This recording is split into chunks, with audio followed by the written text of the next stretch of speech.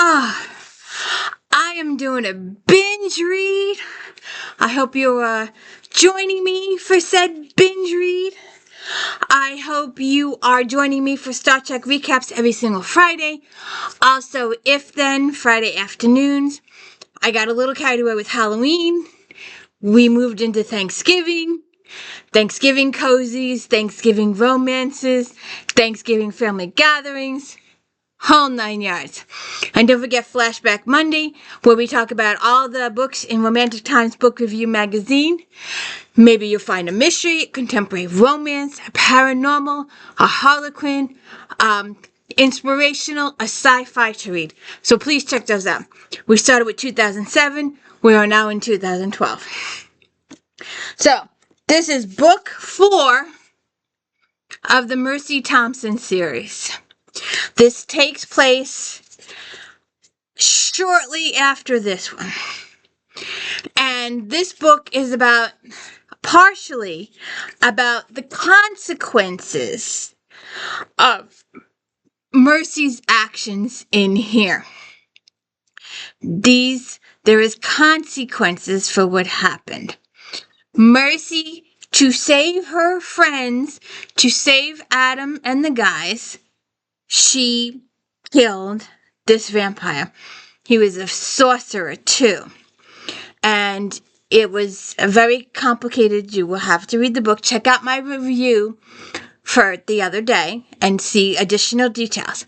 Be warned that while I will not spoil the whodunit, I will spoil the characters completely. 100% spoil alert. We start out the book with Mercy and Adam discussing their relationship. And while Mercy knows that she does want to move forward with the relationship, things happened in here. We talked about it last time. Mercy was raped, and it's going to take time to get past it. Some rape victims probably never get past it. It's a very traumatic experience. It is something that they have to learn was not their fault. Maybe they said no, tried, to get away or something, but their attacker convinced them mentally to stay and were attacked, and that it was all their fault, and blah, blah. It's not your fault. It's not your fault that you were raped or attacked or anything.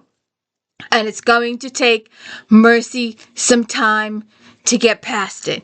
She's going to need some therapy. She's going to need some help.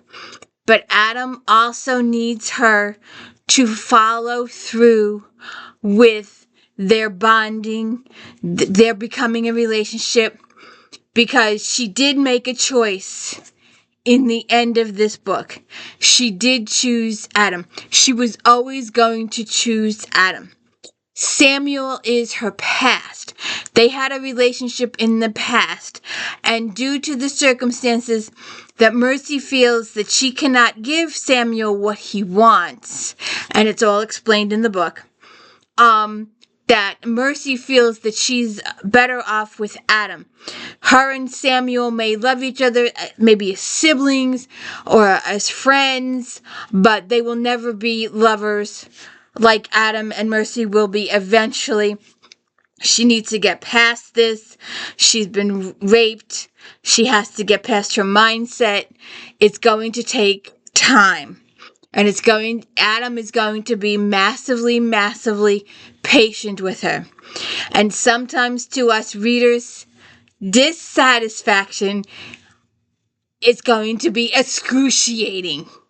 Okay? But on the other hand, you have to understand that she's coming from the point of view of a rape victim. And there are issues with rape victims. They have to do lots of counseling and work through it. It may take years. It may take their entire lives. They may never fully heal, but they can try one step at a time. So that's the one we're working on our relationship. Adam and Mercy are working on the relationship. Plus, the events in this book took place, and it was publicized in the newspaper what happened. So in the middle of Mercy and Adam trying to take one step forwards, Mercy's mother shows up and spends a few hours with Mercy. Mercy tells her what happened, talks to her, and in the midst of all that, Stefan shows up. Stefan is her friend. He's a vampire. And it turns out that he has been tortured and bled dry, and his servants have been killed because of what happened in here. Marcella is the vampire queen, or alpha, you want to call her, for the area. And Stefan is supposedly one of her minions. And because he tried to cover up what Mercy did and tried to take responsibility for what Mercy did, Marcellus tortures him to death and then sends him to Mercy, being totally 100% without blood. So Adam and Samuel are there by that point. Well, because Adam was there when the mother showed up. And then Adam comes home. Samuel comes home. He's had a bad day at the hospital. So they both feed Stefan.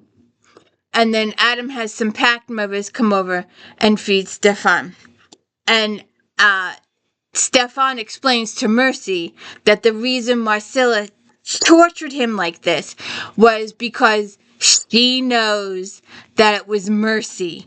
And Stefan did not tell her. He did not squeal at all, even through all the torture, that it was Mercy. But Marcella knows it was Mercy. And so she was trying to torture Stefan into divulging and confirming it was Mercy. But he doesn't. He saves Mercy and doesn't. In the midst of all this girl from the past, and who wasn't even, she was a roommate of a friend of Mercy's. Mercy and this girl, Amber, were not exactly girlfriends. They knew each other. They didn't like each other, but they knew and were acquainted with people in common. And this girl shows up in the midst of all this stuff going on and says, Mercy, I need you to come. I remember when you said you saw a ghost way back when, and I have a ghost in my house, and I need you to come check it out. So Mercy's like, well, I'm in the middle of all this other stuff. I will get to you. So, they find out that there's this big, powerful vampire, Blackwood, in the area where this girl, Amber, comes from. And Mercy goes, she does eventually, when all this other stuff is taken care of, or semi-situated, taken care of, she goes to Spokane to see about Amber's ghost. And Amber's son is deaf. So he's deaf. He's hard of hearing. And he does sign language. And lo and behold, Stefan knows sign language. But I'm jumping ahead a little bit. Let me go on. So she goes to the house to check on the ghost. And the first a while, there's no ghost. And then Mercy witnesses the ghosting up personal, and the husband witnesses the ghosting up close and personal. And now Amber is so grateful that Mercy was there and able to present the fact that Amber's not crazy, that there really is a ghost, and that her husband finally saw the ghost or experienced the ghost firsthand. And then the ghost tries to harm the kid, and so Mercy saves his life, and she tells the family to go to a hotel, maybe get a priest or something to come do an exorcist. There's really not much she can do. But while she was here, while she was in their house, she met this Blackwood guy at a supposed dinner.